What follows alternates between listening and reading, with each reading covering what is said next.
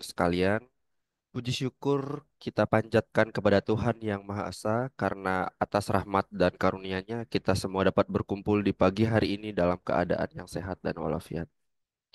Saya ucapkan selamat datang kepada Bapak Ibu peserta webinar spesial series ke-67 yang menjadi pembuka rangkaian program inspiratif di bulan Mei 2025. Webinar series kali ini merupakan pembahasan lanjutan dari webinar series ke-66 tentang Human Capital Readiness, dan perkenalkan, saya Ngurah Arya yang akan memandu jalannya webinar pada pagi hari ini. Webinar pada pagi hari ini adalah hasil kolaborasi istimewa antara KMMB Consulting dan Institute of Certified Management Accountants ICMA Indonesia dengan mengangkat tema Building a Future Ready Organizational Capital Readiness. Topik yang relevan dalam transformasi digital dan perubahan bisnis yang cepat, yaitu tentang bagaimana kesiapan modal organisasi menjadi kunci untuk menghadapi tantangan di masa depan. Organizational capital readiness bukan hanya soal teknologi, tetapi juga bagaimana mempersiapkan sumber daya manusia, budaya organisasi, serta proses-proses internal yang mendukung agar perusahaan tetap kompetitif dan juga adaptif. Nah, hari ini kita akan mendalami konsep-konsep penting yang akan membantu perusahaan untuk tidak hanya bertahan, tetapi berkembang pesat dalam menghadapi ketidakpastian. Webinar spesial series pada hari ini, materi akan disampaikan oleh Ibu Amnanda Hartanti dan Ibu Cindy Paulina sebagai tim konsultan dari KMMB Consulting. Baik, selamat pagi Bu Amnanda dan Bu Cindy. Selamat pagi, Bapak Lurah. Baik, Baik, bagaimana bagaimana kabarnya nih kabarnya Bu? Ibu? Alhamdulillah baik, tapi memang agak sedikit flu, jadi saya mohon maaf kalau ada Bapak Ibu yang hadir. Apabila nanti suara saya kurang smooth seperti itu ya Bapak Ibu. Mungkin kalau saya lihat dari wajahnya ini sudah sangat terlihat semangat ya untuk menyampaikan materi pada pagi hari ini. Kalau Bu Cindy gimana Bu Cindy? Oke, Alhamdulillah sehat, sehat sekali. Gimana Mbak Nanda juga ya, semoga cepat sembuh flu-nya Mbak. Iya, terima kasih Bu Cindy. Baik, sebelumnya mungkin eh, karena di tengah keadaan yang tidak sehat tapi masih tetap semangat begitu ya untuk menyampaikan materi pada pagi hari ini. Baik, kepada Bapak Ibu yang berkenan untuk mengaktifkan kamera, mungkin dipersilahkan untuk mengaktifkan kameranya agar sesi webinar pada pagi hari ini berlangsung dengan lebih interaktif. Oke, karena beberapa peserta saya lihat sudah mengaktifkan kameranya, mungkin tanpa perlu berlama-lama lagi, langsung saja kepada pembicara pertama, kepada Ibu Amnanda. Apakah sudah siap Ibu Amnanda? Insya Allah sudah siap. Baik, kepada Ibu Amnanda kami persilahkan. Terima kasih Bapak Lurah atas kesempatannya. Baik, sebelum ke materi, saya akan menyapa kembali ya Bapak Ibu di sini. Selamat pagi Bapak Ibu semua.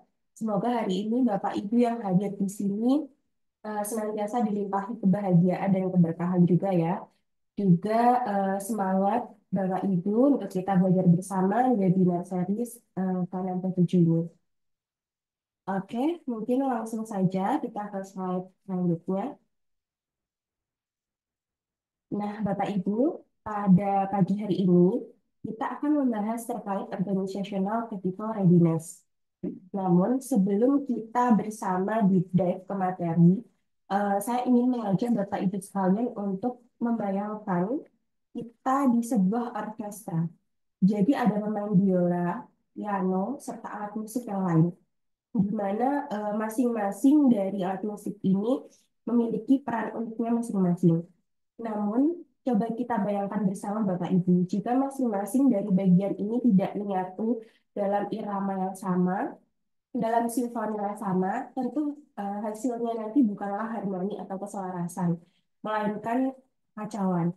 Nah, ini sebetulnya sama halnya dengan organisasi atau perusahaan, di mana kita bisa memilih orang-orang hebat, pegawai-pegawai yang kompeten, sistem teknologi yang canggih, serta strategi yang luar biasa. Namun, sejatinya tanpa kesiapan organisasi atau organizational activity readiness ini, semuanya akan berjalan sendiri-sendiri tanpa adanya keselarasan yang saling terintegrasi. Nah, dari sinilah organizational capital readiness ini merupakan tingkat kesiapan organisasi dalam menyelaraskan, memimpin, membudayakan strategi, agar dapat dijalankan secara efektif dan memberikan hasil yang nyata. Jadi hal ini tentu erat kaitannya ya dengan mengoptimalkan sumber daya internal perusahaan serta mempersiapkan komponen-komponen internal organisasi atau perusahaan ini untuk nantinya dapat menghadapi tantangan dalam perusahaan. Nah, sebetulnya apa sih organizational capital ini? Organizational capital ini merupakan bentuk intangible asset yang mencerminkan 4 elemen. Yang pertama itu ada culture atau budaya, leadership, kepemimpinan, alignment, keselarasan, serta teamwork atau kerjasama tim. Nah, sebetulnya keempat elemen ini bukan hal yang teknis atau khusus ya Bapak Ibu, namun terkait bagaimana suatu perusahaan ini dapat menyatukan pemikiran, semangat, serta tindakan dan seluruh unsur di dalamnya ini untuk mendukung strategi perusahaan. Nah, yang pertama kita akan membahas culture.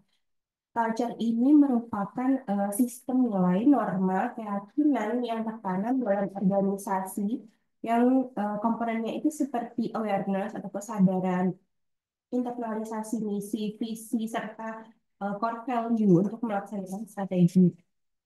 Berbicara core value, mungkin kalau yang kita sangat eh, common itu kalau di BUMN ada ini ya core value akhlak, amanah, kompeten, harmonis, loyal, adaptif, dan kolaboratif.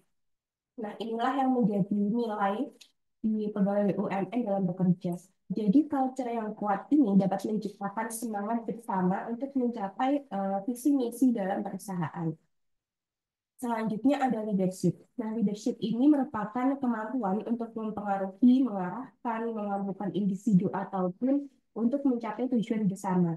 Jadi tidak hanya BOD atau manajemen atas, tapi juga di seluruh level organisasi atau distributed leadership. Nah, dalam perusahaan dibutuhkan ketersediaan pemimpin yang berkualitas di semua tingkatan atau semua lini untuk dapat memobilisasi jalannya organisasi atau perusahaan.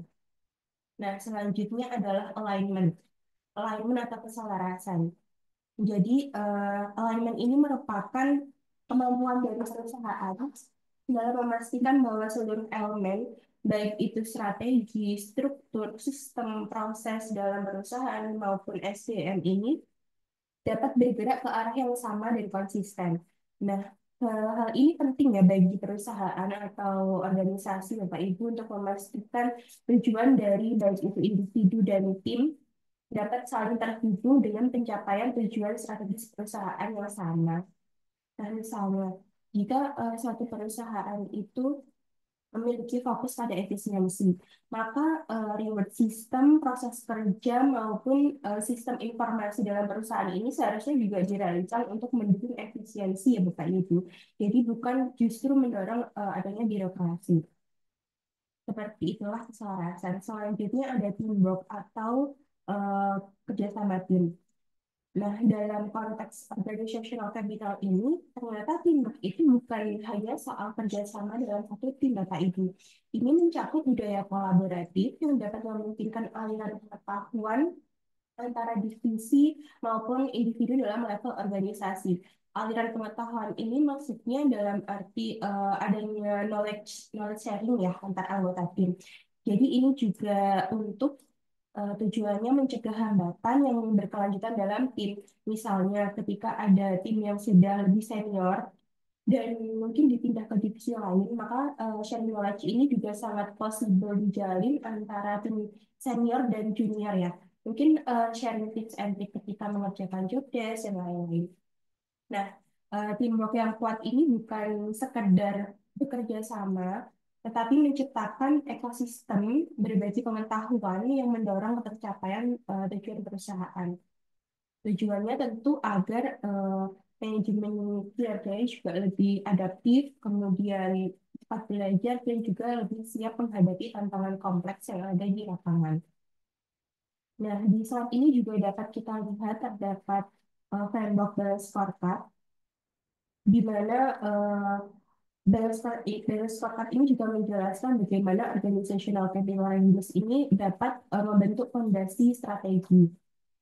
Di sini terdapat dimensi utama yaitu Learning and Growth sebagai fondasi BSC organisasi yang di dalam framework ini membagi intangible asetnya menjadi tiga jenis dan Pak Ibu dapat kita lihat bersama di sini ada yang pertama itu human capital yang berkaitan dengan SDM, kemudian information capital yang kaitannya dengan sistem informasi perusahaan atau kalau di perusahaan itu ada ERP kurang lebih seperti itu. Kemudian ada yang menjadi fondasi yang di bawah itu ada organization capital di mana organization capital ini menjadi fondasi dasar dari framework ini yang terdiri dari empat elemen yang sudah saya jelaskan sebelumnya tadi.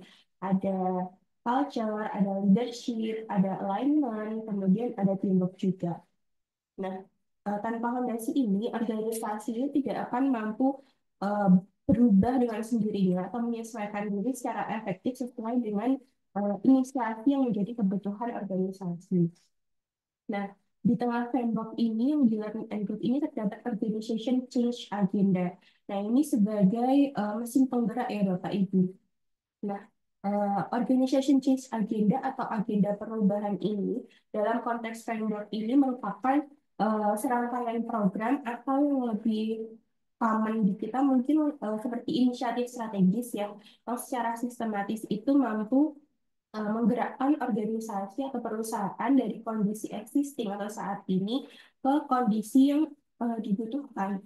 Jadi agar strategi itu dapat diimplementasikan dengan sukses. Nah, karena disebut sebagai mesin penggerak, agenda perubahan ini menjadi mekanisme kunci untuk menggerakkan antara penyelarasan atau creating alignment di sini, yaitu penyelarasan antara strategi dengan struktur proses dan perilaku organisasi, serta membangun kesiapan atau creating readiness. Nah, di sini untuk menjalankan transformasi termasuk kesiapan budaya, kepemimpinan, dan juga tim. Nah, antara human capital, information capital, dan organization capital ini tidak dapat bekerja sendiri-sendiri ya Bapak Ibu. Tetap memerlukan alignment itu tadi. Nah, jadi mereka harus saling terintegrasi dalam proses transformasi melalui organization change agenda ini tadi Bapak Ibu. Nah, jadi jika alignment dan readiness ini mampu tercapai, maka perusahaan itu dapat berada dalam posisi yang optimal untuk melaksanakan strategi serta mencapai tujuan jangka panjangnya. Nah, setelah fondasi ini mampu terpenuhi, maka proses-proses yang lain juga akan dapat dijalankan dengan baik maupun baik itu internal proses perspektifnya maupun customer perspektif hingga ke tujuannya yaitu yang di financial perspektif. Nah, kurang lebih seperti itu. Mungkin bisa next slide. Nah, ketika kita berbicara strategi, kita sering bicara terkait target, struktur, baik itu sistem juga.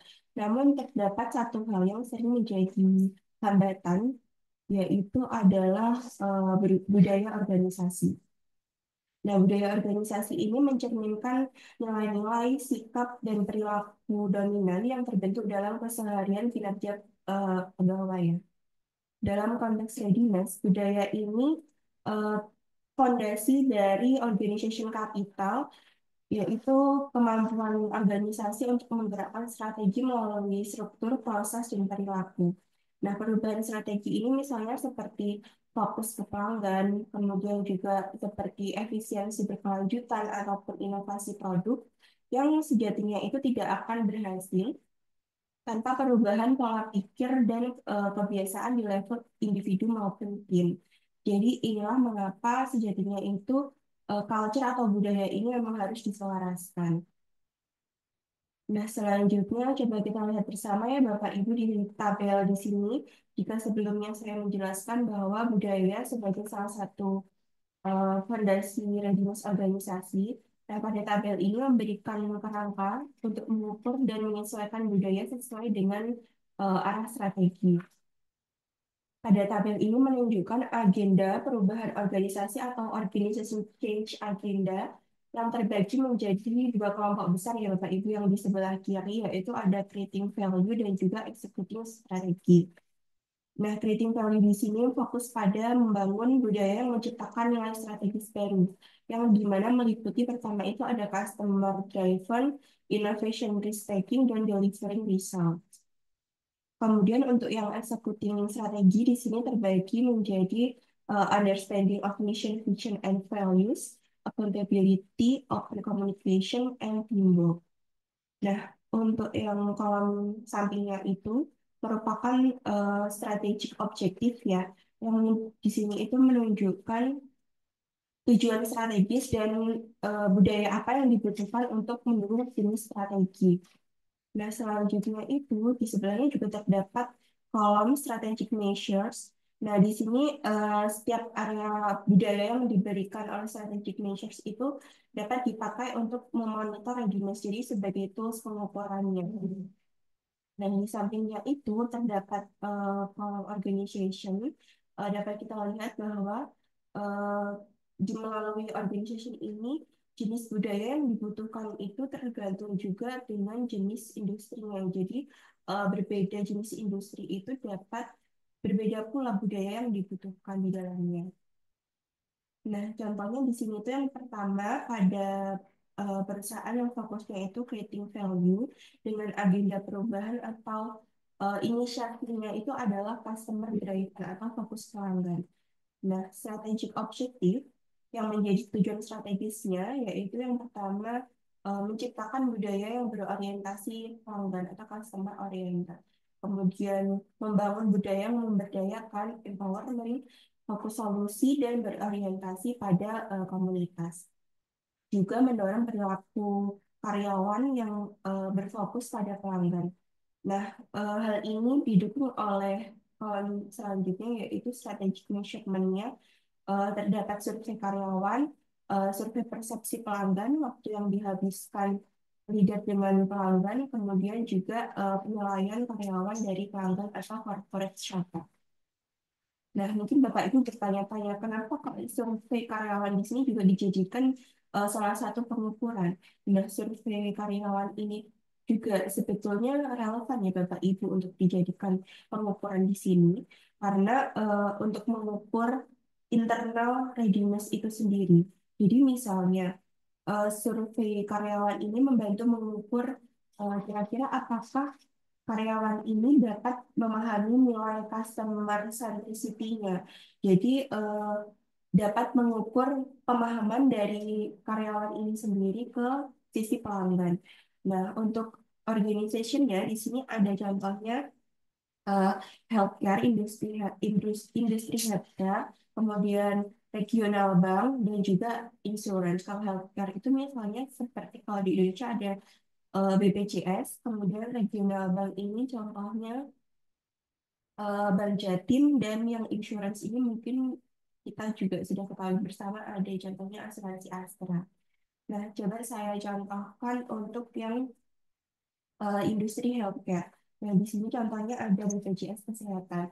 BPJS Kesehatan ini misalnya memiliki organization change agenda atau agenda perubahannya itu bertransformasi dari birokrasi pelayanan ke sistem pelayanan yang berbasis kepuasan peserta atau pelanggan ya di sini, dan juga digitalisasi layanan. Kemudian memiliki strategic objektif atau tujuan strategisnya itu meningkatkan kepuasan peserta dengan digitalisasi dan simplifikasi layanan yang ada. Kemudian memiliki contoh perubahan budaya itu, misalnya pegawai atau karyawan di BPJS ini didorong untuk memiliki budaya yang lebih memprioritaskan pelayanan secara proaktif, bukan sekedar mengikuti prosedur administratif. Nah, juga mengedepankan edukasi terhadap peserta yang menjadi bagian dari budaya baru dari BPJS ini yang diinternalisasi di dalam perusahaan. Nah, kemudian yang menjadi measurement-nya apa? Yang jadi measurement-nya di sini salah satunya dapat indeks kepuasan peserta atau IKP bisa digunakan. Kemudian penggunaan aplikasi mobile JKN. Kemudian juga dapat dihitung melalui waktu tunggu layanan. Nah, jadi di sini dapat kita ketahui bersama ya Bapak Ibu bahwa di organisasi di sektor yang berbeda itu dapat membentuk budaya yang berbeda pula. Jadi harus disesuaikan dengan kebutuhan strateginya. Nah, seperti yang ditunjukkan pada tabel ini tadi bahwa perusahaan farmasi itu menekankan inovasi yang terstruktur, sementara manufaktur di sini fokusnya pada accountability dan juga teamwork. Nah, berdasarkan ini dapat kita ketahui bersama ya bahwa transformasi kita sebagai langkah awal yang penting adalah mengidentifikasi strategi utama dari perusahaan ini. Selanjutnya dapat membentuk budaya yang benar-benar menunjang arah tersebut. Nah, untuk menunjang hal tersebut terdapat pilar budaya yang sebetulnya itu dapat dibangun agar organisasi ini dapat benar-benar menjalankan strateginya, Bapak Ibu. Di sini yang pertama itu ada keselarasan nilai atau value alignment. Jadi seluruh anggota organisasi atau perusahaan itu perlu untuk memahami dan juga mempercayai core value dan visi strategis perusahaan.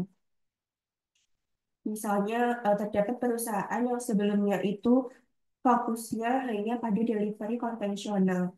Kemudian harus memiliki organization change agenda dengan mengubah persepsi karyawan saat mulai layanan digital diberlakukan seperti itu. Nah, jadi mereka perlu merasa bahwa perubahan ini tidak mengancam sisi perusahaan, namun juga menjadi bagian dari budaya dari nilai bersama seperti itu. Kemudian selanjutnya ada inovasi dan accountability atau akuntabilitas di mana budaya yang sehat itu mendorong inovasi, namun sejatinya itu tetap menjaga akuntabilitas. Jadi artinya karyawan di sini itu diberdayakan untuk mencoba hal yang baru, namun tetap juga memprioritaskan tanggung jawab atas hasilnya. Itu. Kemudian yang ketiga itu ada fokus pada hasil yang nyata atau result oriented.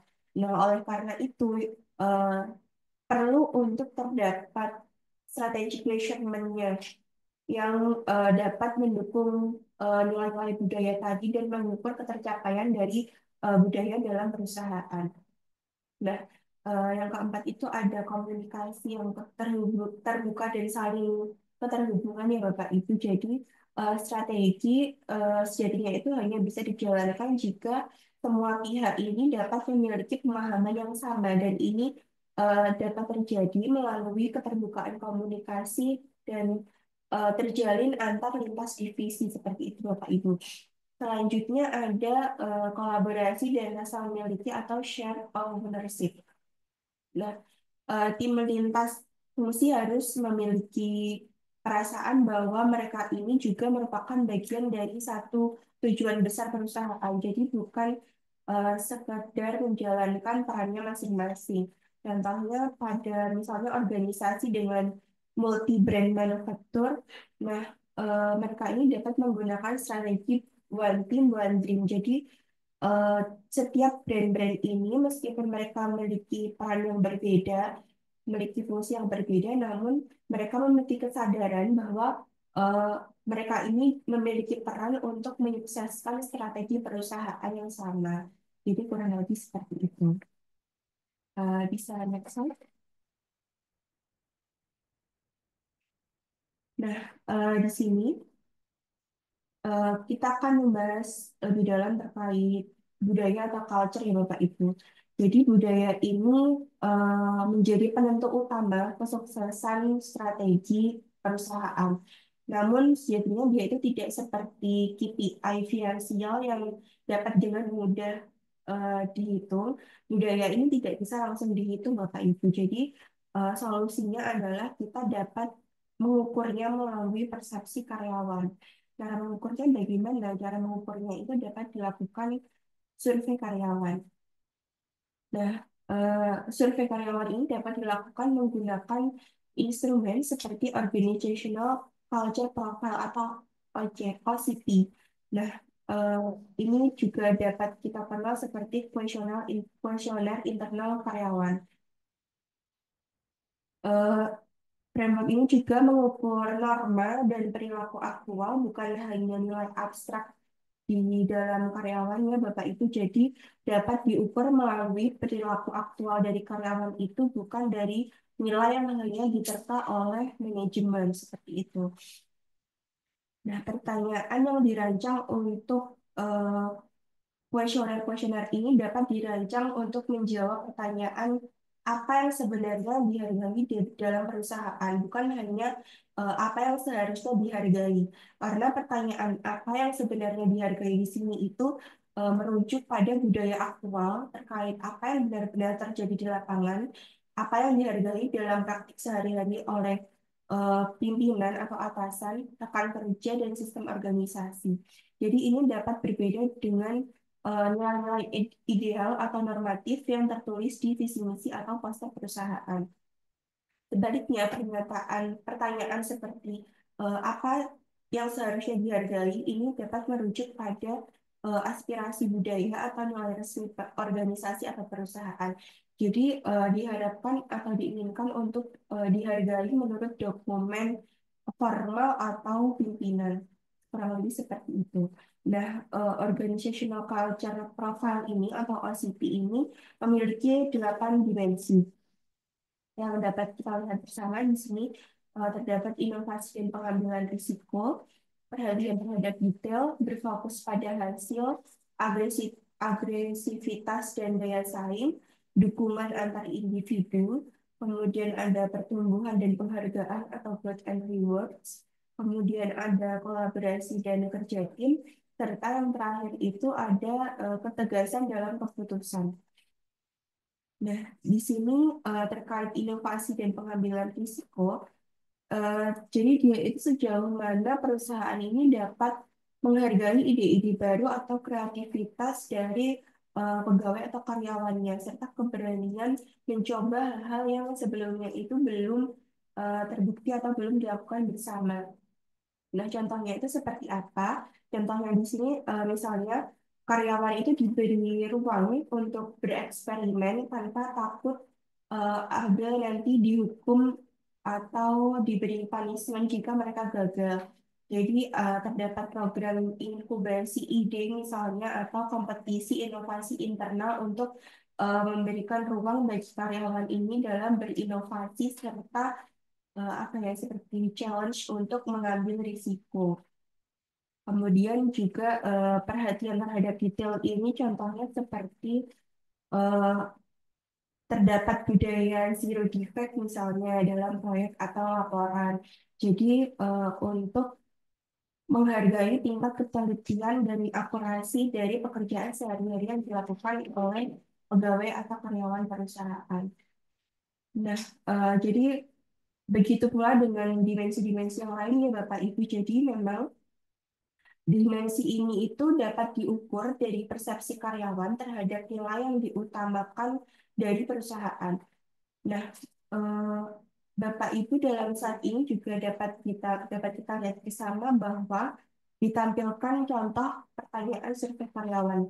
Nah, di sini terdapat 12 survei karyawan yang di dalamnya itu berdasarkan survei ini apabila terdapat responden yang menjawab negatif, artinya terdapat budaya ya yang perlu diintervensi di dalam perusahaan ini. Nah, mengapa hal ini penting? Karena budaya yang tidak sesuai dengan strategi atau tujuan perusahaan ini dapat menjadi penghambat terbesar perusahaan dalam mencapai tujuan strategisnya. Jadi contohnya itu misalkan perusahaan yang menekankan inovasi dan kolaborasi dalam strategi. Namun, di survei karyawannya ini menunjukkan bahwa karyawannya ini merasa tidak aman mengambil risiko atau bahkan jarang diajak bekerja sama antar tim. Nah, ini tentu akan menunjukkan budaya aktual yang ternyata itu tidak selaras dengan budaya strategis di dalam perusahaannya. Nah, melalui hal ini, maka perlu dilakukan intervensi berupa pelatihan, juga dapat dilakukan sistem penghargaan baru, atau mungkin juga dapat dilakukan komunikasi ulang antar tim atau antar pegawai ini terkait nilai-nilai di organisasi. Hal ini dilakukan dengan mengukur budaya yang sistematis. Kita tidak hanya membangun apa ya, perusahaan atau tempat kerja yang sehat, lingkungan kerjanya, namun juga dapat memastikan organisasi ini dapat menghadapi tantangan strategis di masa depan. Nah, kurang lebih seperti itu Bapak Ibu. Jadi memang penting adanya penyelarasan budaya dalam suatu perusahaan. Saya kembalikan kepada moderator.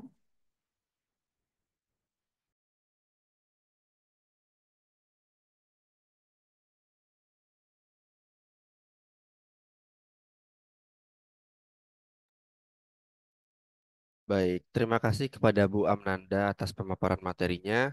Mungkin sebelum kita lanjutkan ke sesi berikutnya, izinkan saya menyampaikan beberapa highlight dari materi yang telah disampaikan.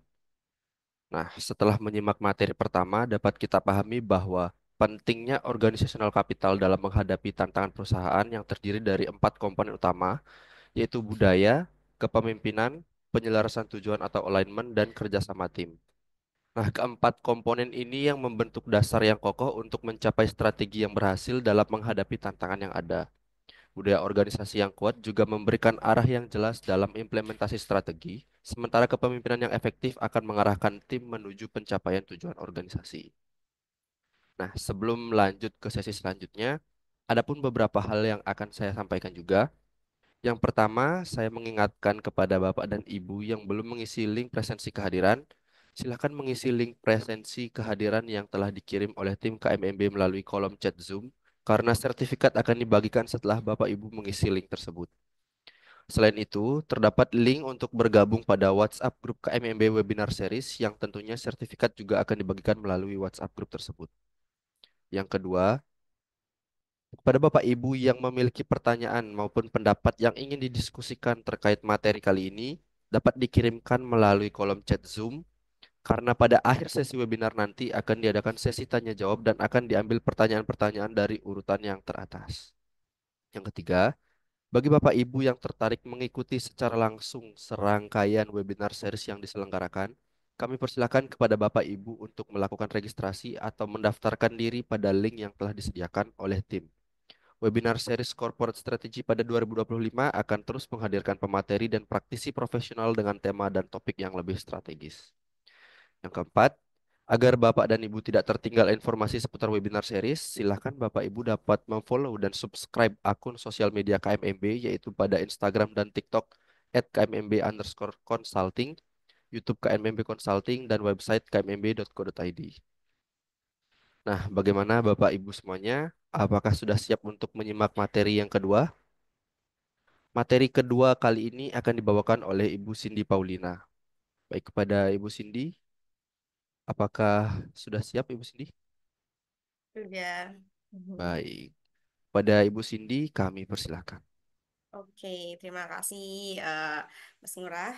Baik, sebelumnya saya sapa lagi ya untuk Bapak Ibu. Selamat pagi menuju siang. Seperti biasa di setiap weekend ini ya, di hari Jumat, Kak Mimbe mengadakan webinar series, sehingga di sini kita saling belajar. Saya pun juga belajar apa yang saya sampaikan. Semoga juga bermanfaat untuk Bapak Ibu yang hadir. Dan terima kasih mungkin dari Bapak Ibu sudah hadir di webinar series kali ini ya, seperti itu. Nah, untuk materi yang saya sampaikan sebenarnya masih nyambung ya dengan materi dari Bu Nanda, di mana kita masih satu tema yang tadi seperti dijelaskan oleh Bu Nanda bahwa tema saat ini adalah Building a Future Ready Organization Capital Readiness. Nah, oke mungkin boleh di next dulu untuk apa PowerPoint-nya. Next slide. Oke, bisa. Nah, mungkin sambil nunggu di next slide. Jadi Bapak Ibu kalau kita lihat ya dari tema kita building a future ready gitu. Jadi kita harus persiapkan nih. Kita harus mempersiapkan untuk melihat masa depan gitu.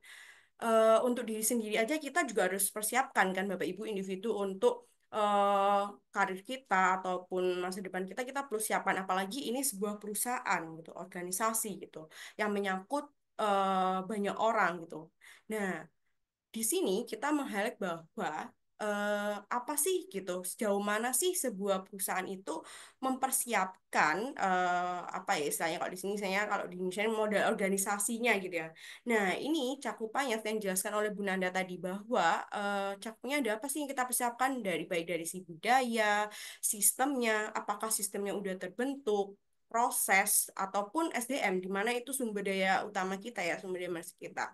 Nah, itu kita lihat. Kenapa harus kita lihat? Kenapa harus kita persiapkan? Karena kita akan merespon banyak tantangan yang di masa depan yang mungkin nggak kita prediksi gitu.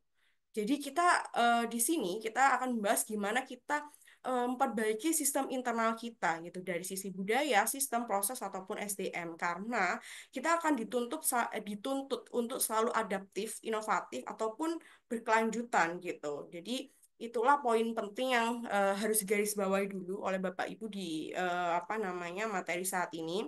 Dan seperti yang dijelaskan oleh Bu Nanda Dian, kebanyakan membahas untuk tentang budayanya, gimana kita menyiapkan capitalitas kita gitu. Nah, di sesi kali ini yang saya akan bawakan setelah dibahas oleh Bu Nanda tentang gimana kita menyiapkan capitalitas ataupun melainkan dengan budaya. Nah, di sini yang saya bahas adalah tentang perannya sosok kepemimpinan ini.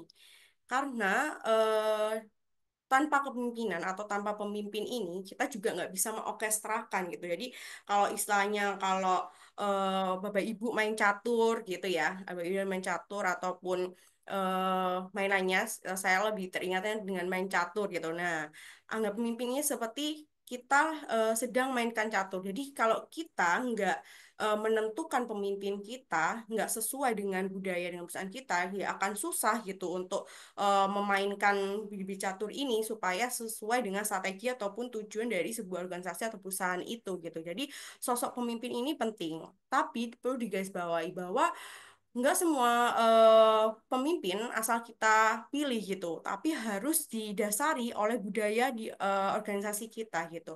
Kalau Bapak Ibu ingat, mungkin setelah disinggung oleh Bu Nanda tadi ya secara garis besar bahwa sebenarnya dari budaya ini bisa dilihat dari 8 style. Kalau Bapak Ibu nah mungkin nanti ini sambil saya bicara nanti Bapak Ibu bisa googling ya cari mungkin nah itu ada mungkin ada 8 style company culture gitu. Jadi di situ itu akan menjelaskan lebih dalam lagi gitu bahwa ada beberapa budaya yang disesuaikan dengan kondisi perusahaan gitu. Jadi belum tentu apa namanya eh, di perusahaan ataupun organisasi di seperti di pemerintahan ataupun apa namanya militer dan lain sebagainya itu akan strict dengan peraturan gitu. Jadi kita nggak bisa menanamkan budaya yang fleksibel gitu. Tapi kita harus apa otoris. Jadi dalam artian harus mengikuti aturan. Nah, itu kita harus dasari dulu dengan pemilihan budaya. Apa sih budaya di perusahaan kita ini?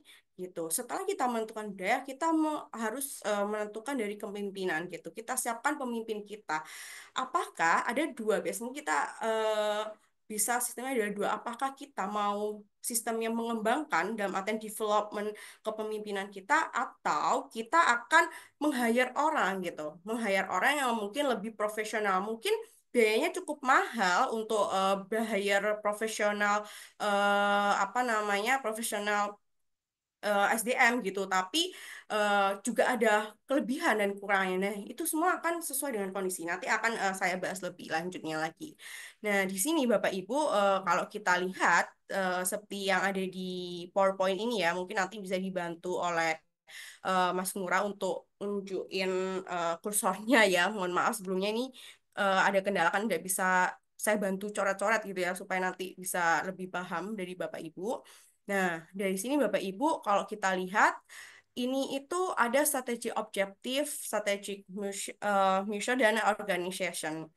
Nah, di sini itu terlihat bahwa eh, apa ya namanya contoh lah dari contoh beberapa industri ataupun organization kalau di tabel ini ya namanya itu beberapa contoh sampel aja ya bahwa strategi kepemimpinan itu juga perlu kita lihat gitu. Kita lihat apa sih yang kita butuhkan gitu dari kondisi perusahaan kita gitu.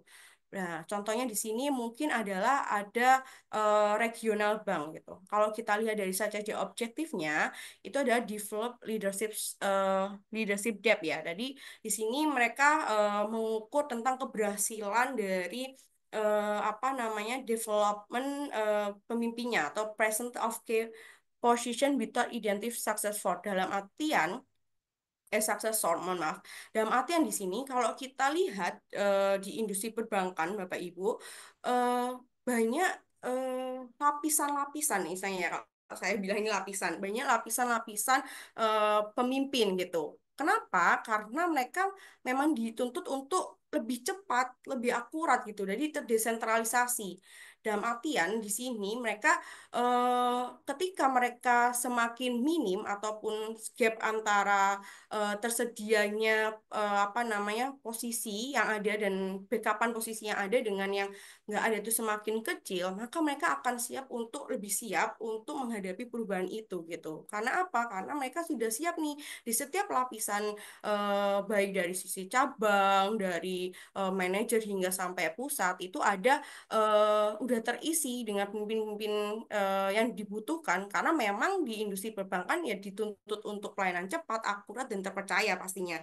Nah, itu salah satunya gitu. Itu adalah strategic mission. Berarti kita harus membutuhkan apa namanya pemimpin-pemimpin yang apa namanya harus terdistribusi di beberapa posisi dengan yang pastinya adalah cepat ya, cepat dan responsif seperti itu.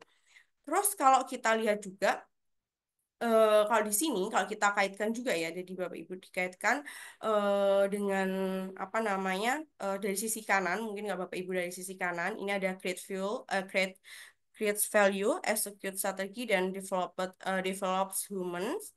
Nah, di situ juga dijelaskan bahwa create value ini apa sih? Create value ini berarti pemimpin tuh memberikan bottom line result. Dalam artian di sini berarti pemimpin kalau di ini ya kalau saya kasih contoh di regional bank tadi ini berarti kalau dari sisi apa namanya create value-nya apa sih gitu dari execute strateginya apa development human capital yang dibutuhkan gitu. Nah, kalau kita lihat dari regional bank ini sebenarnya kita lihat adalah development human capital. Kenapa? Karena di sini peran pemimpin itu mereka harus menyiapkan penerusnya yang kompeten dan artian harus tersedia langsung karena mereka membutuhkan beberapa pemimpin di beberapa posisi tertentu itu karena mereka butuh kecepatan dan sebagainya sehingga mereka dituntut untuk melakukan develop human capitalnya diperbanyak seperti itu.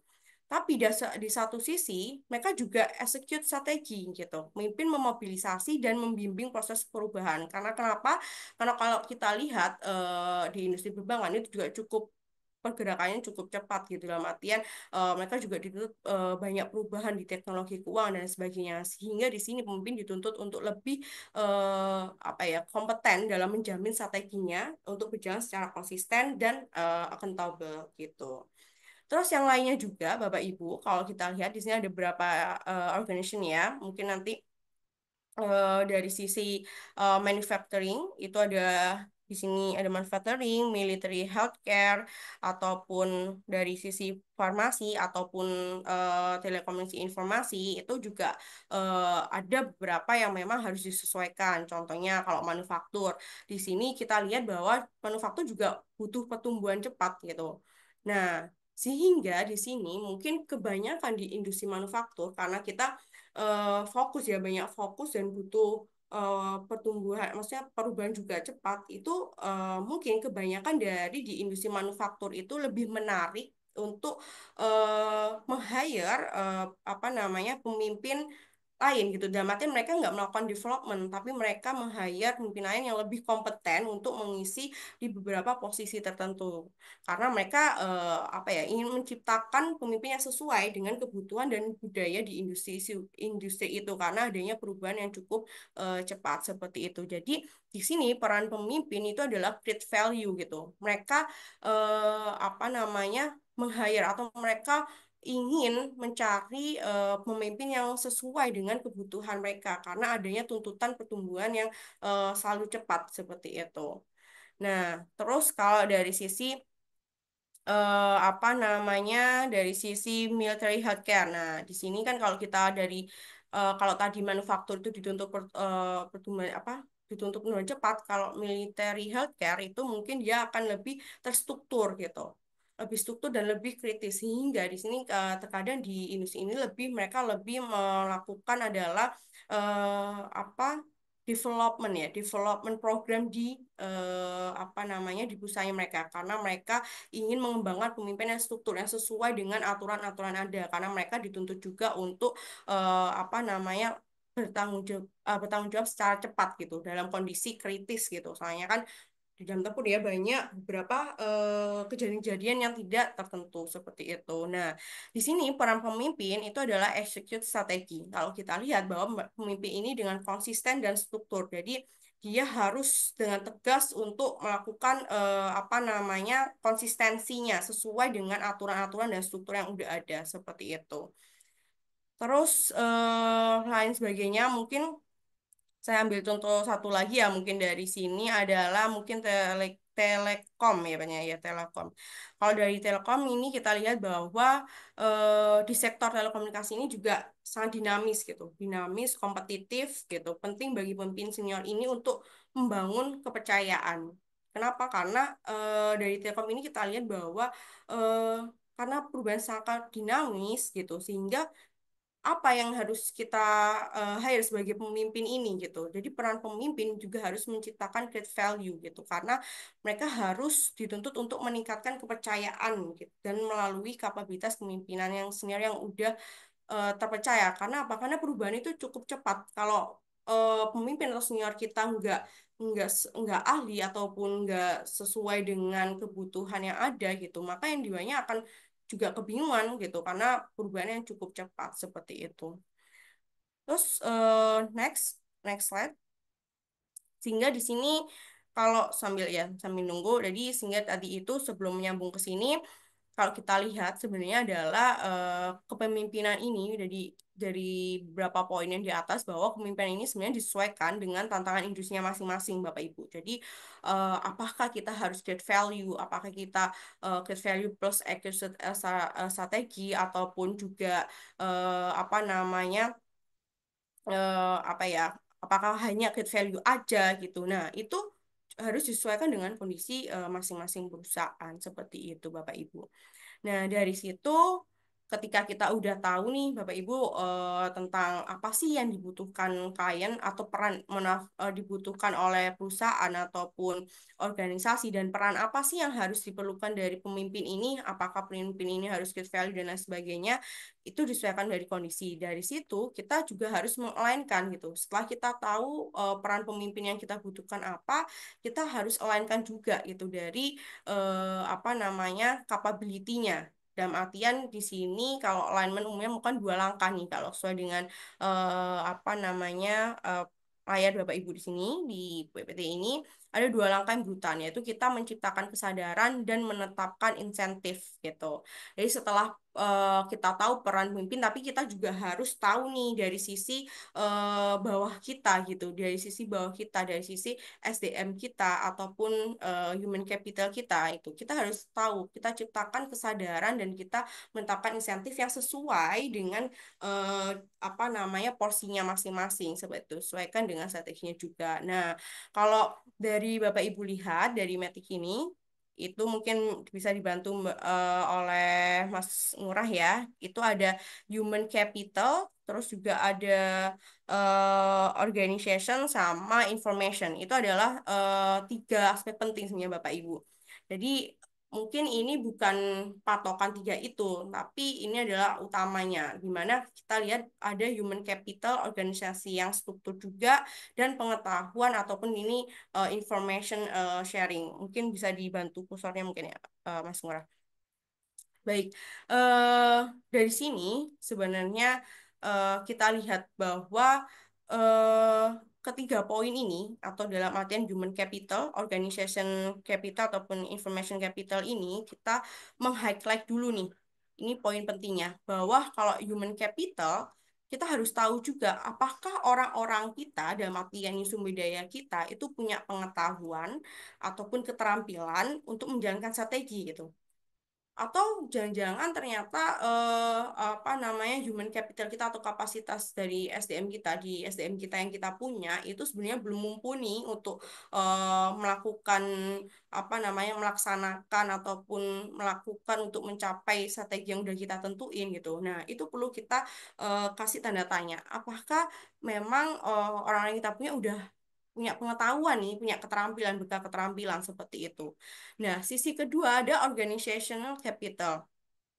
Di sini kita lebih fokus ke struktur dan budaya organisasi. Nah, pertanyaan berikutnya juga ini kita lihat bahwa dari sini kita bisa lihat apakah organisasi atau dalam artian sini perusahaan kita itu memfasilitasi kolaborasi atau pengambilan keputusan strategis yang eh, apa didasarkan juga dengan apa namanya kolaborasi dalam artian kalau contohnya ketika kita mengambil keputusan mungkin kita juga perlu adanya informasi ataupun dari sisi divisi lain gitu. Oh, ternyata kalau dari sisi apa tim divisi keuangan ini harus ditekankan nih kosnya sehingga kita nggak kita untuk mengambil kebijakan untuk pengembangan produk lainnya kita juga harus memikirkan dari sisi kos seperti itu. Nah, itu kita harus lihat apakah organisasi kita memfasilitasi itu, apakah hanya ternyata organisasi kita ataupun perusahaan kita itu eh, terlalu individual gitu, sehingga keputusan diambil masing-masing. Nah, itu harus kita lihat. Terus sisi yang ketiga, kita juga lihat dari information capital. Nah, ini seperti yang saya sangkutkan tadi, bahwa di information capital kita juga perlu mempertanyakan lagi gitu. Mempertanyakan lagi apakah informasi yang tersedia atau informasi yang ada di perusahaan kita untuk kebutuhan pembelajaran dari SDM kita itu mudah diakses gitu atau juga didukung oleh lingkungan kerjanya. Nah, itu perlu kita lihat. Jadi tiga poin ini harus kita gali lagi gitu. Apakah sudah ada atau belum sih seperti itu. Terus kalau kita lihat dari sini, ini ada turun ke bawah itu mungkin bisa tunjukkan Mas Muna dari di bawah ini ada 17 ya ada kotak besar ini sebenarnya adalah 17 pertanyaan. Nah, ini mungkin bisa nanti bisa di capture oleh Bapak Ibu ataupun nanti bisa lihat di YouTube lagi ya untuk belajar. Nah, ini poin-poin 17 pertanyaan yang mungkin bisa menjadi highlight dari Bapak Ibu apa sih yang menjadi poin penting dari setiap apa namanya bagian ini gitu untuk kita menggali lebih lebih lagi apa yang apa ya apa yang dibutuhkan apa yang udah sesuai gitu baik dari strategi understanding-nya, organization alignment-nya dan ataupun personal alignment-nya. Nah, kalau kita lihat Bapak Ibu strategic understanding ini itu kan turun dari apa learning and growth yang udah saya jelaskan tadi by the organization. Nah, di sini kita lihat bahwa kalau strategic understanding itu kita harus memahami benar-benar apa namanya strategi di organisasi kita gitu. Katanya adalah understanding gitu. Jadi apakah si karyawan kita atau mesin kita paham tentang organisasi strategi organisasi kita apa ya yang menjadi tujuan dari perusahaan kita tuh apa. Nah, itu harus kita ketahui juga gitu poin-poinnya juga ada di kelas itu. Nah, yang kedua ada lagi yaitu organizational alignment. Kita lihat juga ada beberapa poin juga di situ ya, ada beberapa pertanyaan itu bahwa kita juga meng-highlight dari struktur, proses ataupun sistem organisasi itu juga mendukung gitu. Itu seperti yang saya jelaskan tadi di atas juga. Yang ketiga adalah personal alignment. Nah, personal alignment ini juga kita lihat apakah memang dari SDM ataupun karyawan kita tujuan individunya mereka itu juga selaras dengan tujuan organisasi gitu. Jadi mereka punya motivasi kalau mereka sudah apa namanya selaras gitu. Jadi kita lihat juga, oh ternyata memang apa namanya yang kita cari atau SDM yang kita punya itu juga suka gitu. Terus sehingga di situ mereka termotivasi untuk melakukan apa namanya to-do mereka gitu. Dan itu pun juga dibarengi dengan insentif yang sesuai dengan apa namanya posisi atau posisi mereka. Nah, dari situ kita bisa beralih nih Bapak Ibu di sebelahnya ini ya ada dari generating knowledge, organizing knowledge dan juga developing knowledge serta distributing knowledge. Nah, ini akan membantu untuk mengalignmentkan gitu. Jadi kalau generating knowledge kita ketahui bahwa di lingkungan perusahaan kita, apakah apa namanya mengumpulkan ataupun praktik terbaik ataupun informasi dari pengalaman dan kolaborasi internal itu kita dapatkan gitu.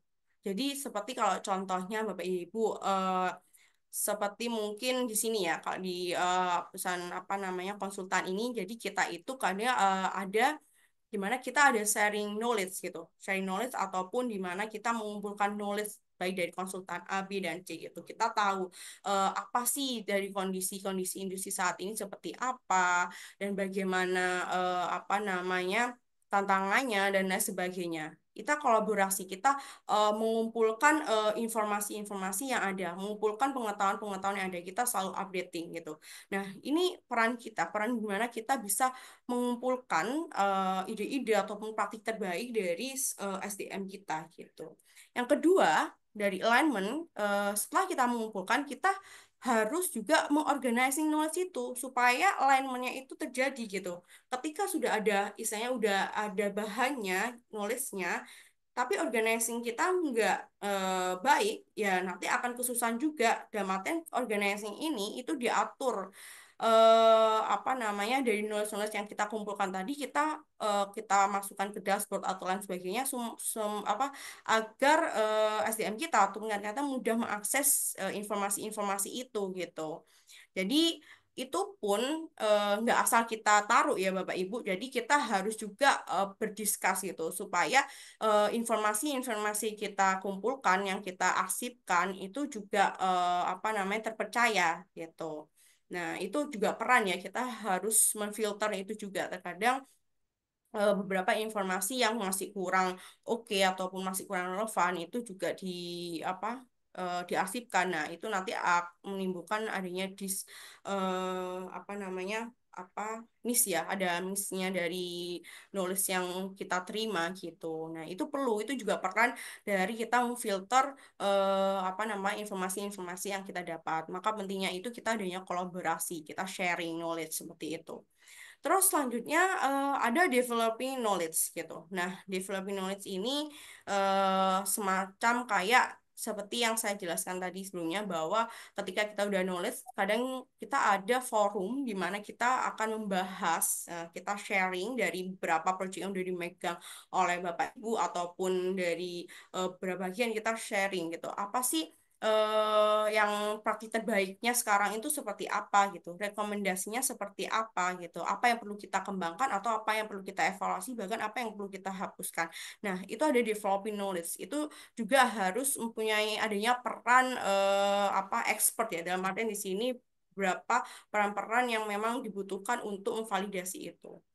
Terus selanjutnya adalah distributing knowledge. Nah, ketika kita udah develop, terkadang distributing knowledge ini ada dua macam, di mana kadang kita sudah tersedia di dashboard sehingga ada beberapa informasi ataupun knowledge itu kadang dikirimkan ke email karyawan atau masing-masing. Itu metode yang pertama gitu. Atau metode yang kedua, terkadang karyawan kita termotivasi sendiri gitu untuk mencari informasi-informasi lebih yang memang mereka butuhkan. Nah, itu harus diketahui juga. Namun terkadang eh, ada dismotivasi gitu ya. Dalam artian terkadang karena sibuknya karyawan kita ataupun dengan tugas-tugas lainnya, mereka nggak mampu atau mereka tidak termotivasi untuk mencari informasi-informasi itu lebih lagi, lebih dalam lagi gitu. Nah, itu peran kita. Gimana cara kita supaya kita push ataupun kita pull untuk mereka bisa melakukan distributing knowledge itu. Seperti itu. Jadi dari kita kumpulkan, kita godok sehingga kita distributing knowledge itu harapannya akan adanya alignment gitu. Seperti itu, Bapak Ibu. Terus mungkin bisa di apa namanya? Ya, bisa di next. Oke. Baik, selanjutnya ini kalau ini tuh seperti ini Bapak Ibu, apa pengukurannya, the next-nya gitu. Jadi sebenarnya membangun modal organisasi itu kita bisa melalui kepemimpinan, budaya, dan SDM untuk mencapai tujuan strategis perusahaan gitu. Jadi kita mulai dulu gimana sih budaya kita, pemimpin kita, peran pemimpin kita yang kita butuhkan seperti apa, SDM kita itu bagaimana untuk mengembangkan SDM kita, baik dari capability ataupun kapasitasnya seperti itu. Nah, di sini ada contohnya adalah ada penilaian. Sebentar, Oke, ada contoh penilaian dari baik sisi leadership, culture, alignment, dan juga teamwork. Nah, kalau kita lihat Bapak Ibu dari gambar tersebut, ada strategi objektif dan strategi measure. Dalam artian strategi objektif ini adalah strategi kita, terus diukur seperti apa, targetnya seperti apa, dan aktualnya gimana gitu. Jadi sebenarnya apa namanya? Kalau kita lihat salah satu contohnya ya, mungkin saya ambil contoh di sini mungkin ada strategi objektifnya adalah menyediakan pemimpin atau to develop ability of leaders uh, at all level to mobilize the organization toward the strategy. Jadi mereka menyediakan pemimpin yang di semua level organisasi itu agar mampu menggerakkan strateginya lah gitu seperti itu. Jadi diukurnya apa kalau kita menyediakan pemimpin ini di semua level organisasi, maka ada misalnya apa leadership gap-nya gitu. Oh kita itu tujuannya seperti di tadi ya di organizational bank itu, oh kita tujuannya setiap layer pemimpin baik dari cabang sampai pusat itu ada posisi yang udah ditempatkan, harus ada posisi yang ditempatkan gitu. Sehingga missionnya apa? Leadership gap-nya apakah ada selisih antara ketersediaan itu gitu, ataupun dari sisi ekor pemimpin ataupun standar minimumnya. Nah, ternyata kalau kita lihat, aktualnya itu 92%. Jadi mereka tercapai nih. Ya, maknanya adalah apa? Berarti organisasi ini telah berhasil menciptakan pemimpin dengan kompetensi yang dibutuhkan untuk menjalankan strategi. Jadi seperti itu.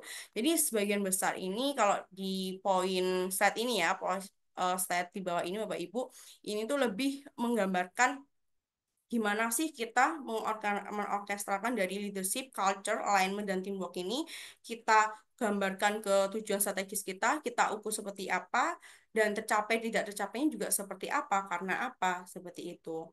Nah, elemen dari ini, sisi kanan, mungkin Bapak Ibu bisa lihat di modal organisasi dan strategi, pengukuran modal organisasi, ataupun peran dalam modal organisasi, serta penyelarasan SDM dengan strategi ini adalah juga beberapa menjelaskan di maksud dari tabel sebelahnya bahwa kalau kita ingin membangun modal organisasi itu kalau dari sisi modal organisasi strategi itu kita lihat dari sisi apa? Dari sisi budaya, kepemimpinan, dan kerja tim.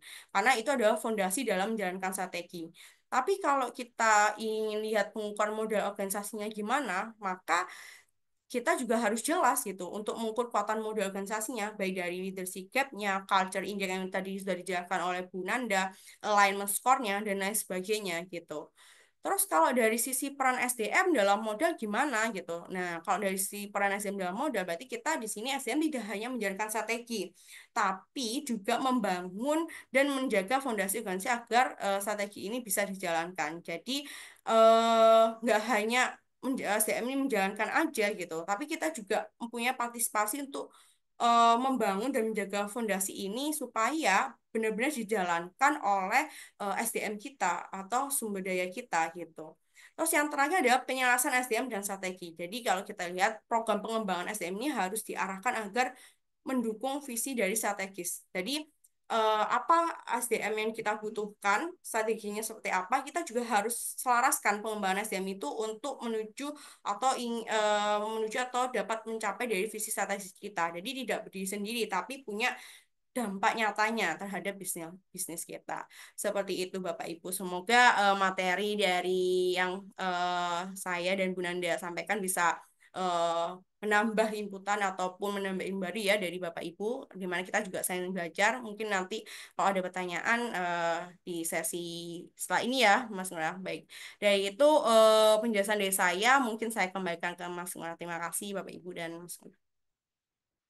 Baik, terima kasih kepada Ibu Cindy atas pemaparan materinya.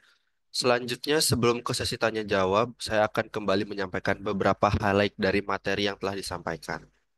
Nah, berdasarkan penjelasan oleh Ibu Cindy selaku pemateri, dapat dipahami bahwa effective leadership memainkan peran utama dalam mengelola perubahan dan juga memberikan hasil yang berorientasi pada bottom line-nya terlebih dahulu. Nah, hal tersebut juga tentunya harus dibarengi dengan alignment antara sumber daya yang dimiliki dan juga strategi yang telah ditetapkan. Nah, dengan demikian, dalam hal ini transformasi yang dilakukan oleh organisasi sangat bergantung pada kekuatan dari effective leadership alignment, dan juga kemampuan untuk menggunakan sumber daya organisasi secara optimal. Nah, sebelum lanjut ke sesi yang paling ditunggu-tunggu, ada pun beberapa hal yang akan saya sampaikan lagi. Yang pertama, kepada Bapak Ibu yang belum mengisi link presensi kehadiran, dipersilakan untuk mengisi presensi kehadiran yang telah dikirim oleh tim KMMB melalui chat Zoom, karena sertifikat akan dibagikan setelah Bapak Ibu mengisi link tersebut. Selain itu, terdapat juga link untuk bergabung pada WhatsApp grup webinar series KMMB yang tentunya sertifikat juga akan dibagikan melalui WhatsApp grup tersebut. Selanjutnya, kepada Bapak Ibu yang memiliki pertanyaan maupun pendapat yang ingin didiskusikan terkait materi kali ini, dapat dikirimkan melalui kolom chat Zoom, karena pada akhir sesi webinar akan diadakan sesi tanya jawab dan akan diambil pertanyaan dari urutan paling atas. Yang ketiga, bagi Bapak Ibu yang tertarik mengikuti secara langsung serangkaian webinar series, kami persilakan kepada Bapak Ibu untuk melakukan registrasi atau mendaftarkan diri pada link yang telah disediakan oleh tim kami. Webinar series Corporate Strategy pada 2025 nantinya akan menghadirkan pemateri dari praktisi profesional dengan tema dan topik yang lebih strategis. Dan yang terakhir, agar Bapak Ibu tidak tertinggal informasi seputar webinar series, silahkan Bapak Ibu dapat memfollow dan subscribe akun sosial media milik KMMB, yaitu pada Instagram dan TikTok @KMMB Consulting, YouTube KMMB Consulting, dan website kmbb.co.id. Nah, selanjutnya kita akan memasuki sesi yang paling ditunggu-tunggu. Saya ingatkan kembali kepada Bapak Ibu yang memiliki pertanyaan untuk menuliskan pada kolom chat Zoom terlebih dahulu, atau apabila Bapak atau Ibu ingin berinteraksi secara langsung dengan pembicara kami, Bapak Ibu bisa menyampaikan langsung pertanyaan yang ingin ditanyakan dengan melakukan raise hand. Nah, untuk materi pertama, maaf, untuk pertanyaan pertama ini ada dari Bapak Hairul. Untuk Bapak Hairul, kira-kira mungkin apakah ingin menyampaikan pertanyaannya secara langsung atau akan saya bacakan? Baik, mungkin akan saya bacakan saja ya. Untuk pertanyaannya, izin bertanya terkait penjelasan culture tadi, mengapa penting bagi organisasi untuk menyelaraskan budaya aktual yang dihargai dengan strategi bisnis dan juga performance? Oke, mungkin kalau pertanyaan pertama ini saya lihat sedikit relevan dengan materi yang disampaikan oleh Ibu Amnanda. Untuk itu, kepada Ibu Amnanda, mungkin apakah bisa menjawab?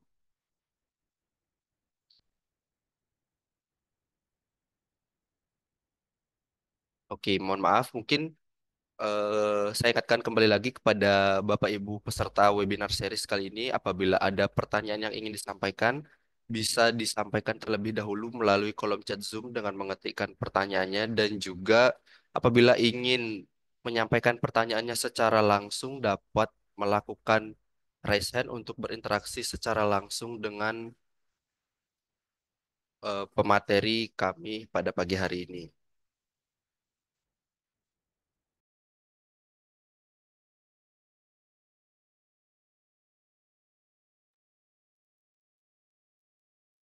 Baik, mohon maaf untuk Bapak Ibu,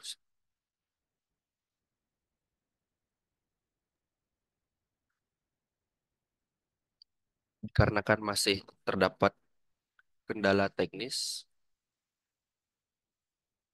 Pertanyaan seperti apa tadi, Mas Ngurah? Oke, mungkin untuk pertanyaannya terkait culture yang sudah dijelaskan tadi, mengapa penting bagi organisasi untuk menyelaraskan budaya aktual dengan strategi bisnis dan juga performance? Pertanyaannya ada di kolom chat ya, bentar saya baca aja dulu. Ya, ada di kolom chat Ibu Cindy. Pertanyaan dari Bapak Hmm, Hairul. dari siapa? Oke, sebenarnya terkait penjelasan culture tadi, mengapa penting bagi organisasi untuk menjelaskan budaya aktual yang dihargai dengan strategi bisnis dan performa? Oke, izin menjawab nanti mungkin ada bisa ditambahkan oleh Bu Nanda ya. Eh, baik, Pak, terima kasih sebelumnya mengirimkan pertanyaannya. Jadi, seperti yang dijelaskan tadi ya, mungkin saya singgung tadi juga. Kenapa sih kita penting bagi organisasi atau perusahaan ini menjelaskan budaya aktual kita gitu? Kalau seperti yang saya jelaskan tadi, mungkin mungkin saring karena di sini di PPT-nya nggak ada 8 style of company ya. Mohon maaf, 8 style of culture itu kalau kita lihat apa namanya Pak Khairul, jadi Dimana kalau kita nggak tahu atau kita nggak ngerti budaya di perusahaan kita, itu akan susah untuk menjelaskan ataupun kita membangun apa namanya membangun keselarasan ataupun membangun aktual budaya kita gitu. Karena kenapa? Kalau kita dari budaya kita itu apa nggak salah ataupun kita nggak tahu budaya perusahaan kita seperti apa, itu juga akan susah untuk melakukan strategi bisnis kita gitu. Contohnya, di mana ada perusahaan startup dengan perusahaan di bawahnya pemerintah. Mungkin kalau kita lihat, ini kalau mungkin juga bisa dilihat di lapangan style culture juga, ada di mana kita kalau di startup, mungkin di mana di startup itu akan lebih fleksibel. Seperti yang saya jelaskan tadi, akan lebih fleksibel. Di mana eh, kita dituntut bebas untuk, bukan sebebas itu ya, tapi kita maksudnya dituntut untuk lebih kreatif, inovatif, sesuai dengan apa yang ada. Kita ingin planning A, planning B, planning C, kita ingin meningkatkan sekian persen, itu kita bisa melakukan itu gitu. Berarti strategi ataupun ketika budayanya itu lebih fleksibel, maka kita akan bisa menentukan strategi kita apa. Oke, strategi kita ke depan ingin perluasan pasar hingga ke Asia gitu. Nah, di situ strategi untuk mencapai tujuan itu, mencapai goals itu, maka eh, perusahaan ataupun pemimpin itu berperan untuk memberikan leluasa ataupun memberikan kebijakan leluasa kepada setiap divisi ataupun individual untuk gimana kita mencapai tujuan itu gitu. Oh, apakah kita menambah apa namanya layanan baru ataukah kita juga mengembangkan apa namanya pasar kita, oke kita taruh bisnis apa namanya perusahaan kita nggak di sini tapi kita juga nanti mitra ataupun berorganisasi mitra ataupun joint venture di perusahaan di Asia gitu, itu kita luasa. Tapi kalau kita di perusahaan ataupun kita bekerja di beberapa organisasi pemerintah, contohnya salah satunya, maka di situ akan ada aturan-aturan yang membatasi kita gitu.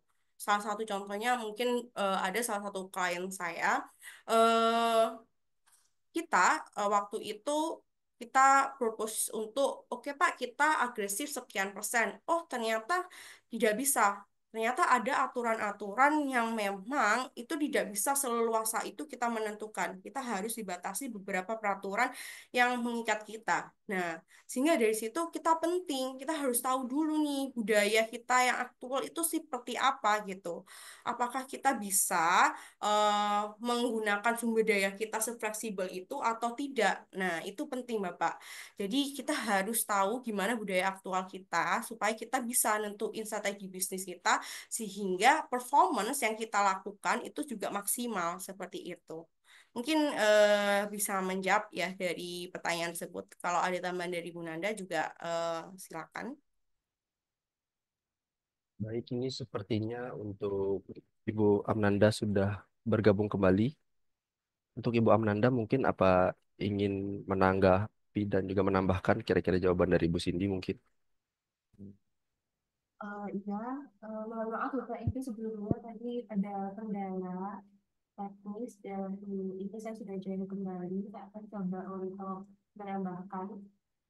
Jadi memang penting ya Bapak Ibu untuk menyelaraskan budaya dengan strategi bisnis dan target kinerja.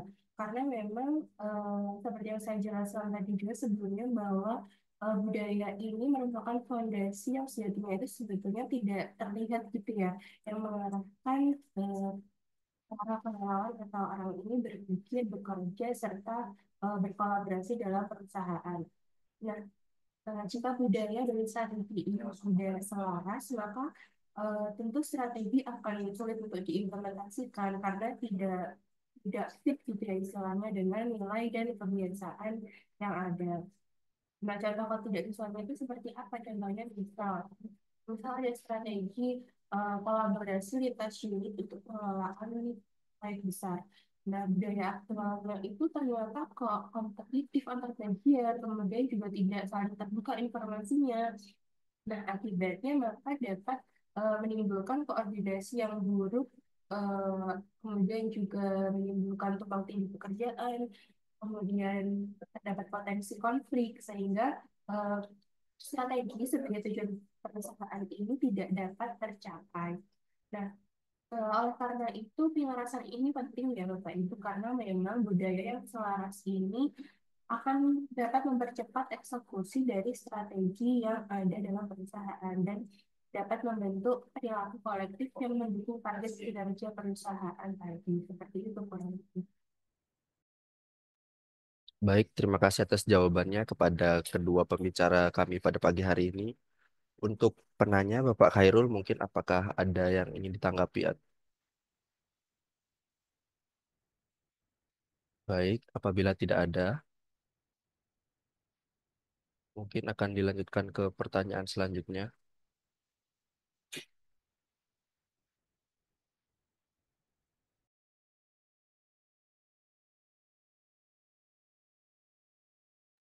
Baik, tunggu sebentar Bapak Ibu.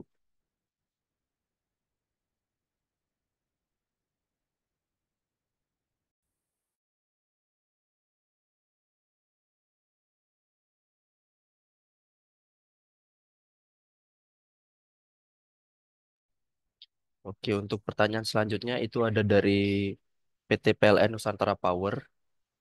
Untuk Bapak yang bersangkutan mungkin apakah ingin menyampaikan pertanyaan secara langsung?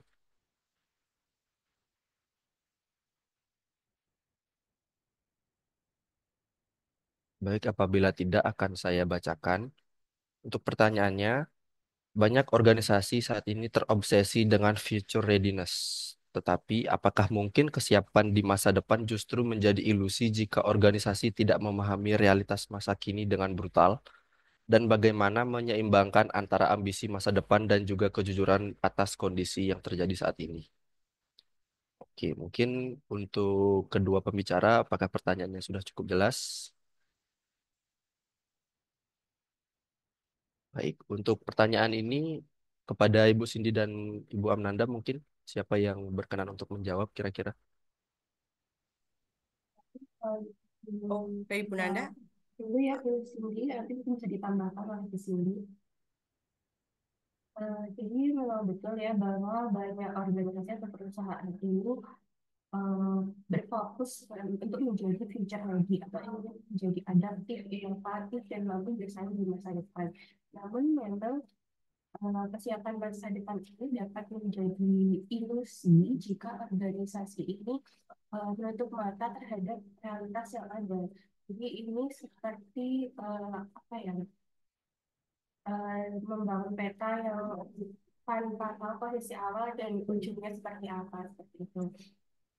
Organisasi yang terlalu atau perusahaan yang terlalu berambisi pada masa depan namun tidak dapat menilai kondisi internal saat ini dapat mengalami seperti transformasi yang gagal karena tidak sesuai dengan kapasitas yang ada serta kesenjangan antara target atau wacana dengan tindakan yang dilakukan oleh timnya seperti itu. Eh, Lalu bagaimana menyeimbangkan antara ambisi masa depan dengan saat ini?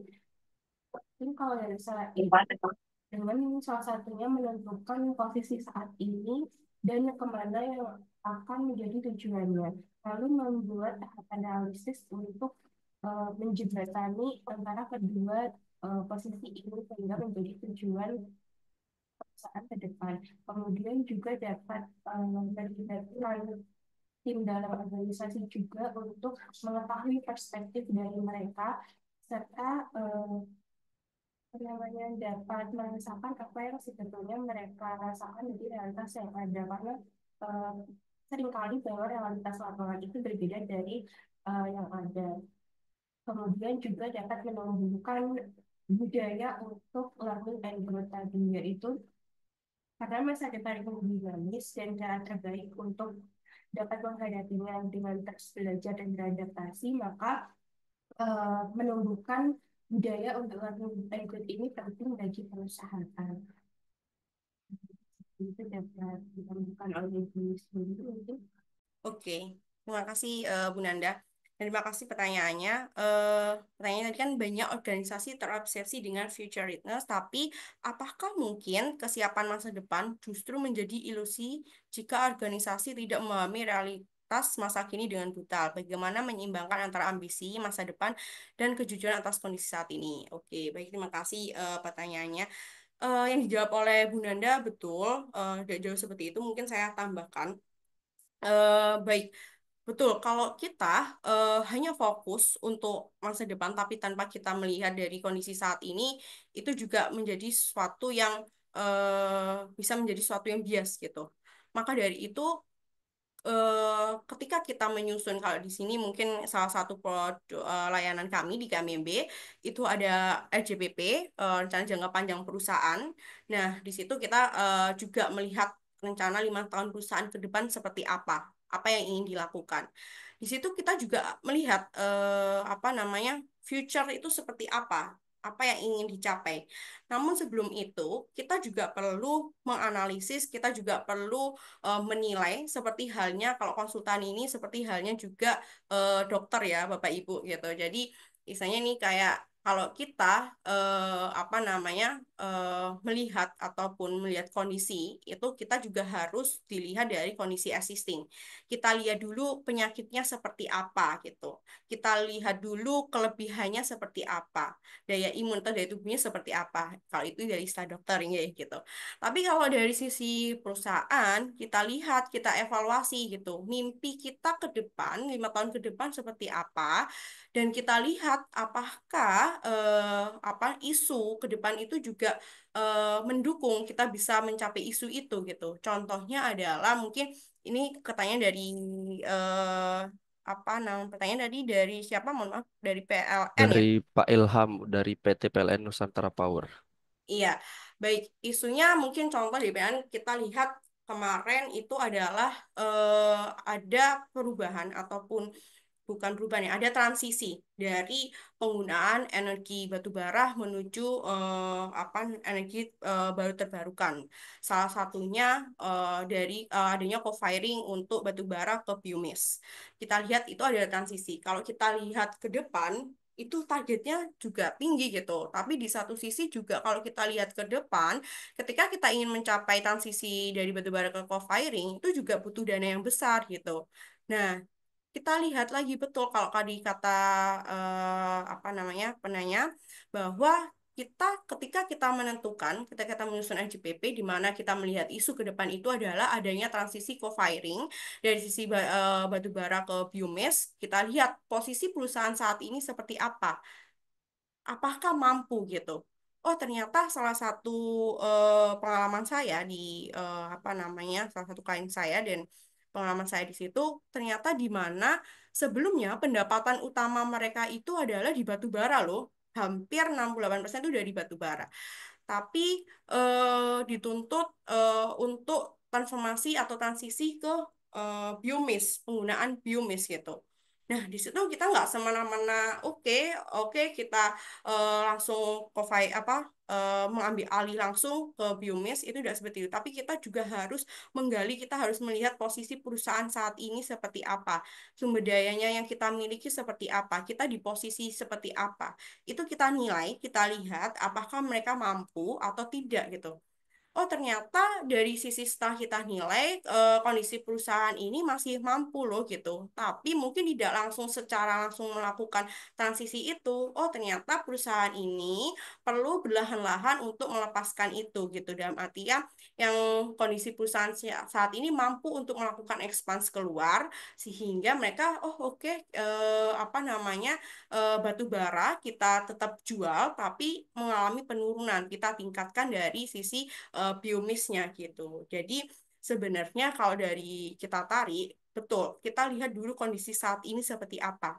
Kita persiapkan. Jadi ketika kondisi kita mampu untuk mencapai itu, apa yang perlu kita siapkan? Gitu. Apa strategi yang kita butuhkan dan bagaimana untuk mencapai itu? Baik dari sisi kepemimpinan, dari budaya ataupun dari SDM. Oh, SDM kita perlu berarti kalau salah satunya ya, kalau salah satunya dari isu ini berarti oh SDM kita juga perlunya adanya pengembang atau pelatihan lagi nih tentang apa namanya sumber daya untuk energi terbarukan ataupun pelatihan dari sisi yang kemarin itu kita hanya bergelut di batu bara, tapi kita harus melakukan pelatihan lagi, pengembangan lagi untuk mempersiapkan apa kondisi mendatang. Dan matanya udah melakukan pelatihan untuk mengetahui apa sih biomes ini. Oh ternyata biomes ini dari kapas sawit dan lain sebagainya. Itu perlu. Jadi ini adalah kita harus tentuin dulu. Kita juga harus tetap berkaca gimana kondisi kita dan dari situ kita bisa menambahkan ataupun mengevaluasi lagi untuk mencapai isu dari apa tuh future future ke depan seperti apa. Seperti itu. Semoga dapat menjawab dari pertanyaan tadi.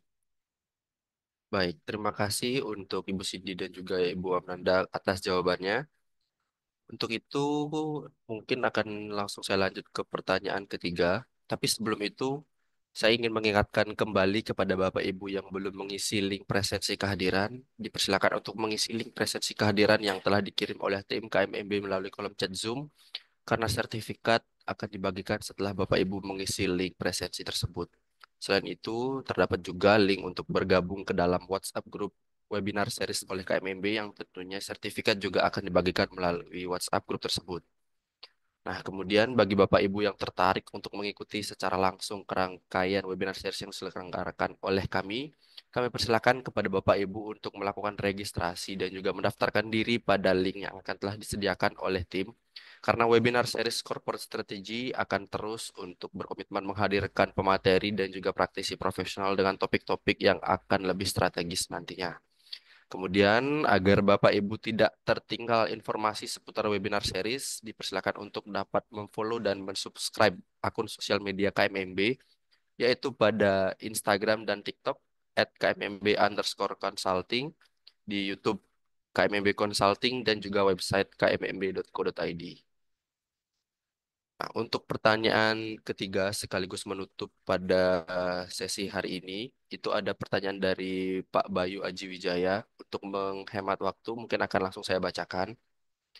Izin bertanya, sebelumnya terima kasih atas penjelasan tentang peran pemimpin dalam mengawal perubahan. Tadi dijelaskan juga bahwa di industri telekomunikasi yang kebetulan saya juga bekerja di industri ini, dinamikanya perubahannya sangat cepat karena industri telekomunikasi syarat dengan teknologi yang sangat cepat perubahannya. Nah, pertanyaannya, dengan perubahan yang sangat cepat ini, bagaimana peran pemimpin dalam mengawal transformasi? Mengingat hasil transformasi yang belum optimal seiring waktu berjalan, perubahan di eksternal itu cenderung lebih cepat terjadi daripada transformasi yang dilakukan oleh perusahaan. Nah, bagaimana kita bisa mengukur keberhasilan dari transformasi tersebut dan juga bagaimana agar transformasi dapat berjalan cepat seiring dengan cepatnya perubahan industri? Mungkin begitu pertanyaannya. Untuk kedua pembicara, apakah sudah cukup jelas? Baik, mungkin untuk pertanyaan ketiga ini akan dijawab oleh Ibu Amnanda. Mungkin kepada Ibu Amnanda kami persilahkan. Terima kasih atas pertanyaan itu, Bapak. Jadi memang di industri telekomunikasi ini perubahan teknologi dan kebutuhan teknologi itu memang terjadi sangat cepat ya. Nah, karena itu perusahaan juga harus cepat untuk beradaptasi. Nah, agar perubahan antisipasi dapat berhasil, memang sangat diperlukan peran pemimpin di sini. Perannya seperti apa saja? Nah, beberapa peran pemimpin dalam transformasi itu, yang pertama adalah menjelaskan arah perubahan dengan jelas kepada seluruh tim agar mereka juga dapat memiliki pemahaman yang sama atas perubahan yang ada. Yang kedua yaitu dengan mendukung tim untuk dapat bergerak dengan cepat mengikuti perubahan, misalnya dengan memberikan kewenangan kepada tim atau tim leader untuk dapat mengambil keputusan yang cepat dan benar tepat tanpa menunggu keputusan dari manajemen yang di atasnya. Selanjutnya yaitu dengan mendorong budaya budaya yang baru, ya, meskipun terdapat risiko kegagalan, namun penting untuk dapat mendorong tim untuk dapat belajar dari kegagalan yang ada. Kemudian yang dapat dijadikan peran pemimpin dan transformasi juga, yaitu menjaga semangat dan komunikasi antar tim, karena kondisi transformasi telekomunikasi yang cepat dan dinamis tentu akan membutuhkan peran yang penting pemimpin untuk dapat menjaga semangat tim dan komunikasi agar dapat berjalan sesuai dengan tujuan yang ada. Selanjutnya terkait bagaimana mengukur keberhasilan transformasi. Jadi memang transformasi ini bukan hanya soal inisiatif yang dijalankan, namun terkait perubahan pada pola kerja, struktur, proses, dan hasil bisnis. Maka ukuran keberhasilan itu tentu bersifat multilevel ya. Jadi yang pertama itu eh, terdapat leading indikator yang hubungannya terkait awal perubahan yang mencakup perubahan perilaku, misalnya seperti adopsi teknologi baru, kemudian adanya kolaborasi antar unit atau antar divisi, selanjutnya peningkatan keterlibatan karyawan atau employee engagement dalam proses transformasi, dan juga adanya pengurangan bottleneck atau peningkatan time to market-nya. Kemudian juga dapat diukur melalui leading indicator atau hasil akhirnya, yaitu terkait peningkatan produktivitas atau efisiensi operasional dalam perusahaan, kemudian customer experience-nya, kemudian peningkatan revenue dari produk atau hasil transformasi ini. Kurang lebih seperti itu. Kemudian terkait mempercepat transformasi. Untuk mempercepat transformasi ini dapat dilakukan dengan beberapa langkah, yaitu dengan salah satunya membuat peta jalan atau roadmap transformasi yang tentu adaptif ya dengan perubahan yang cepat ini. Jadi living roadmap ini harapannya dapat disesuaikan dengan dinamika eksternal yang terjadi di perusahaan. Kemudian dapat disusun struktur organisasi yang agile juga. Selanjutnya dapat dilakukan kepemimpinan digital dan budaya learning di dalam perusahaan.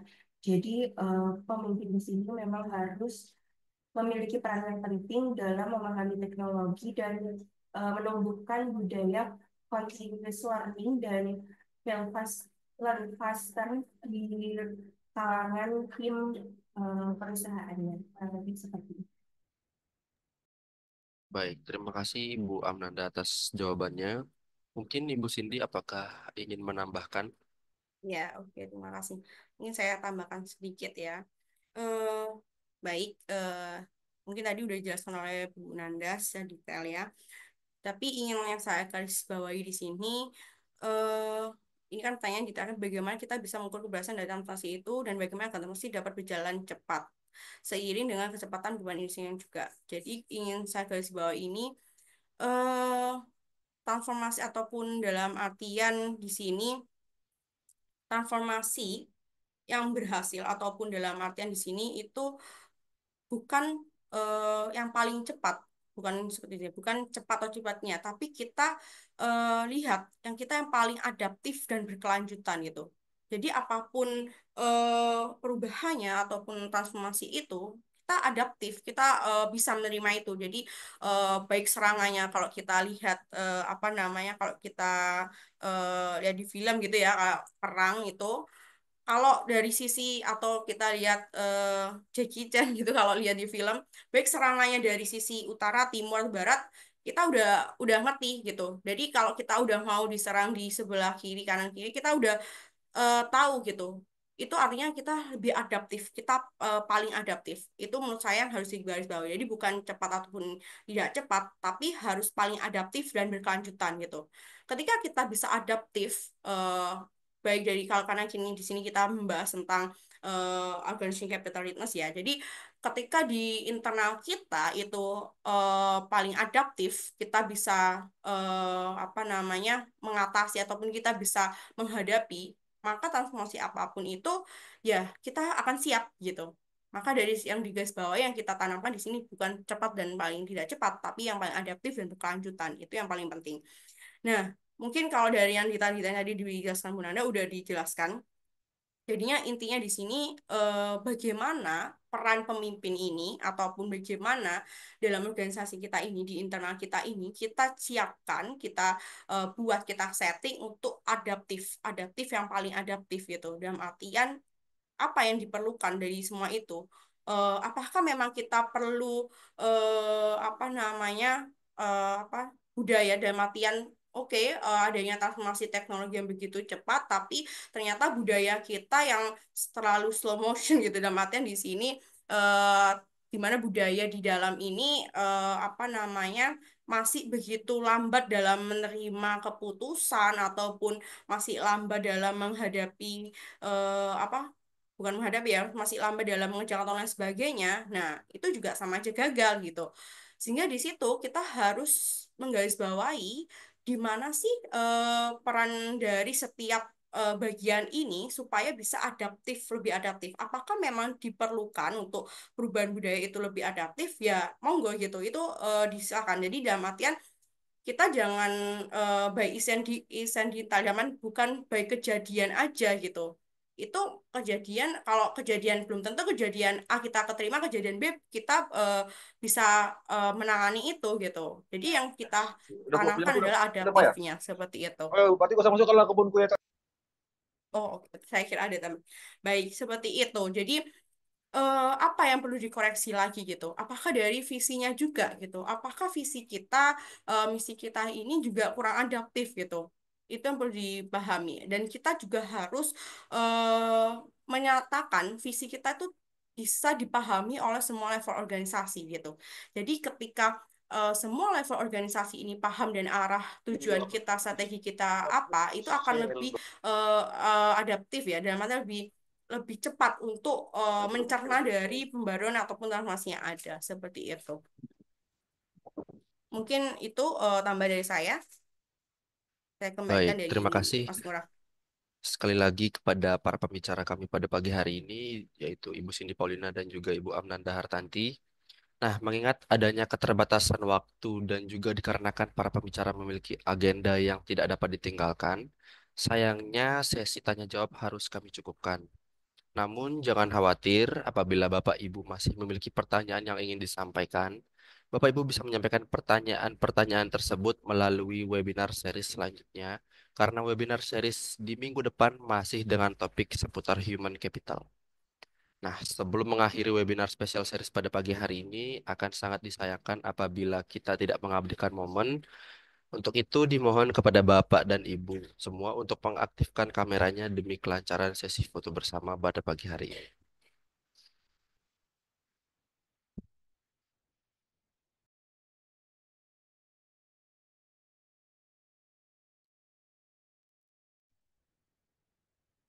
Baik, untuk itu dokumentasi slide pertama akan saya pandu dalam hitungan ketiga. Satu, dua, tiga. Oke, selanjutnya untuk slide kedua dalam hitungan ketiga.